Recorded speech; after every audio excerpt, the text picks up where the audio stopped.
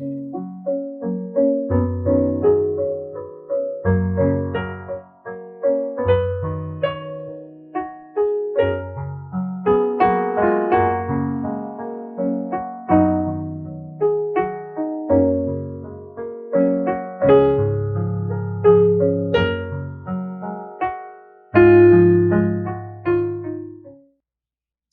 morning. We want to praise and thank the Lord for this wonderful time that we could continue to study His Word. Kanami gid nga sa aton nga sugod sa aton nga adlaw, niara naman kita ng mga pagpakamaayo nga makapadayon sa pag-encourage sa aton, sa pag-comfort sa aton, kaga maging fruitful ang aton nga adlaw knowing that we seek His first sa kabuhi naton. We are still in the book of Proverbs in chapter 2, kaga pagkabasahon ko lang ang verse 5.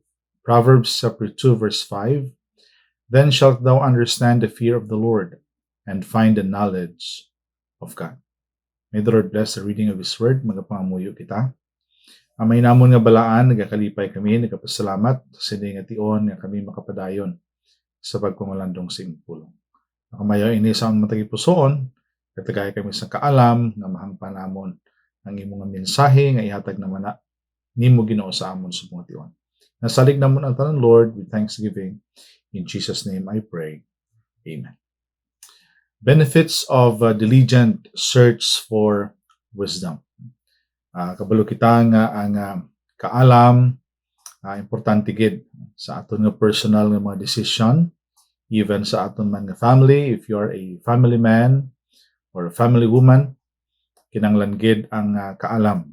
Sometimes kita ka-fail knowing that ginabase lang naton sa aton nga nabatian, sa aton nga eksperyensya, but one of the fruitful kaga mahambal naton, very applicable sa kabuhi naton, and sometimes we neglect it, we forget it, amo niyang pulong sa Ginoo. So one of the great men in the Bible, of course, amo na si Solomon ang hatag sa aton sa sining nga mga pangunahuna kag encouragement. This is all about his experience. But then the experience ang usari naghatag sa nako nga lesson sa akabuhi, knowing nga nakita niya gid nga despite sang iyaya nga unfaithfulness, ginsaligan niya lang iya kaugalingon, and yet the Lord is still gracious sa iya. And then the Lord allowed him to stand up kag magpadayon sa pag-alagad sa Ginoo. The same sa aton. Adlaw-adlaw we are in the experience of struggles, and yet makita naton diri ang Ginoo is gracious, merciful, loving, always reminding us, don't quit, don't stop. Instead, ang ginahambal niya diri, consider the knowledge, the wisdom of God. We have to seek Him first always. We have to prioritize Him. First, makita naton diri knowledge of God and His protection. One of the great reminders sa aton that we are nothing. We are nothing. But then very available ang ining knowledge ng Ginoo and even His protection, and what we can do only is to depend and to trust on Him. You will understand the fear of the Lord and find the knowledge of God, that the fear of the Lord, which is the beginning of knowledge. Maka-escape kita, makapalagyo kita sa failure if we consider una-una gid the wisdom, the fear of the Lord. Having that fear, having that respect, makita naton diri that everything that comes from the Lord aton gina-recognize o kung gina-value sa kabuhi naton. Amo nang ginapadumdum sa aton diri sa pulong sa Ginoo. In the first part of Proverbs chapter 2 verse 5, then you will understand the fear of the Lord and find the knowledge of God. Ang aton nagintun-an nagligad in chapter 1 verse 7, but the fear of the Lord is the beginning of knowledge, but fools despise wisdom and instruction. The question is, tingin kita sa duwa. Ayhan kita tao, kung sa diin nagka-consider gid sa pulong sa Ginoo, and we considered ourselves as wise, or ara kita sa isa ka situation that people around us known us being a wise person, and yet ang reality gali we are knowing that the man who does not depend and trust and consider the word of God, consider na siya nga fool, nga buang. Kay tungod ng iya nga decision ang iya ginahimo, possible nga iya lang, and possible nga ang nagahulat sa iya failure instead of success. So, you will understand the fear of the Lord and find knowledge of God, that the fear of the Lord, which is the beginning of knowledge, that the knowledge of God, whose storehouse of wisdom and understanding He gives to the upright. Kita natin ra in Proverbs chapter 2 verse 6. For the Lord gives wisdom. For His mouth come knowledge and understanding. Naging humble ni James. If any of you lack wisdom, let him ask of God. Kaya nakabaluman gid kita that we are people nga abi lang naton kabalo na kita. But then many times sa kabuhi naton we fail. Wala kita sang ibang nabasulon, no? Kasi nabasol to pang Ginoo. Pero ang aton ang gid nga basulon ang aton kaugalingon. Why? Una-una gid, we never consult or even consider the word of God. You know, the second thing ang makita naton dre, that you will have God's providential protection guiding your life. You know, ara kita kung kaisa sa mga sitwasyon nga gaka trouble kita. Kung kaisa daw magalid pa into death. Why? Because possible that is the result sang aton niya nga gindesisyon nga hindi insakto. Kaya nagdesisyon lang kita sa aton hugalingon, naghimo lang kita sang isa ka bagay nga sa aton lang. You have to remember, wala sang plano ang Ginoo nga sa diin magadangat kita sa kabudlayan o kun kasakitan o kun even kamatayan. Because His plan for us is to prosper us. Nagaabot sa punto sang kabuhi naton that we are experiencing terrible kind of experience because the Lord wants us to realize, hey, don't trust yourself. Don't depend on yourself. Instead, trust on me. I will give you wisdom in order that every decision that you consider in your life will be a good decision and it will result into success. You know, the protection of God is for those people who are really trusting Him. In humble niya, you will have God's providential protection guiding your life. He is a shield to those who walk uprightly. Anong ekspektaron mo sa kabuhi mo? That you are still sinning, you are still in the world, and yet you expected that the Lord will prosper you? I don't think so. But what I am trying to say is the Lord will not prosper you as long as you are still sinning. You are still conforming to the world. Hindi iya mag-bless ang Ginoo sa imo.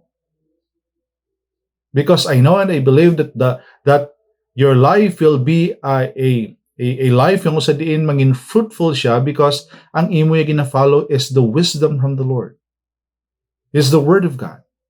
You know, makita naton dre in Proverbs 30 verse 5, every good and every word of God is pure. He is a shield to those who put their trust in Him. Sino nga mga tao nga araw nga isa nga nag-experience sa kabudlayan? Amo na mga tao nga wala nagapamati. Una-una sa ginikanan nila.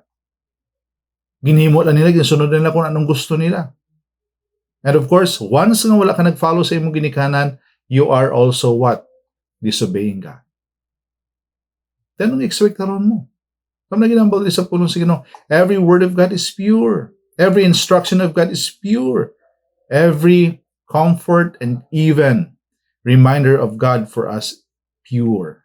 And the genuineness of His words would help us to be what? Protected to any kind of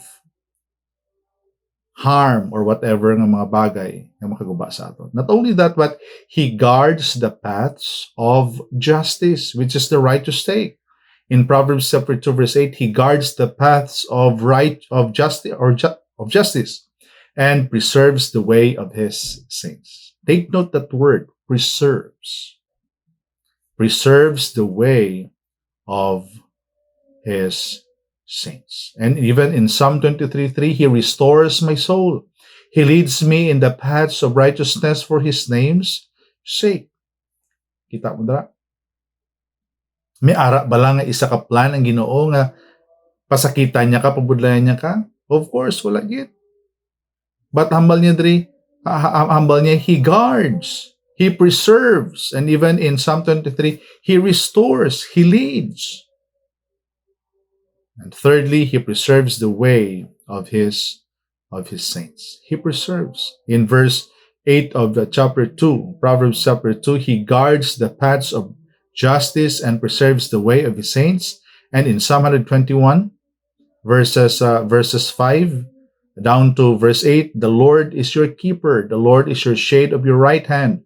The sun shall not strike you by day, nor the moon by night. The Lord shall preserve you from all evil, and He shall preserve your soul. The Lord shall preserve your going out and your coming in. You know, pakita natin dre, what a blessing to go through life with God at your side. You have that confidence nga mahambal ka, okay, mahimo ko gid ni ang ini nga kabuhi nga may ara ko because I know and I believe ara ang Ginoo sa ako. Mangin fruitful ang kabuhi ko, mangin successful ang kabuhi ko, knowing that the Lord is in my side. You know, as we end sa sini nga pag pamalandong natin sa pulong sa Ginoo, abyan sa Ginoo, utod sa Ginoo. Let's consider the wisdom of God.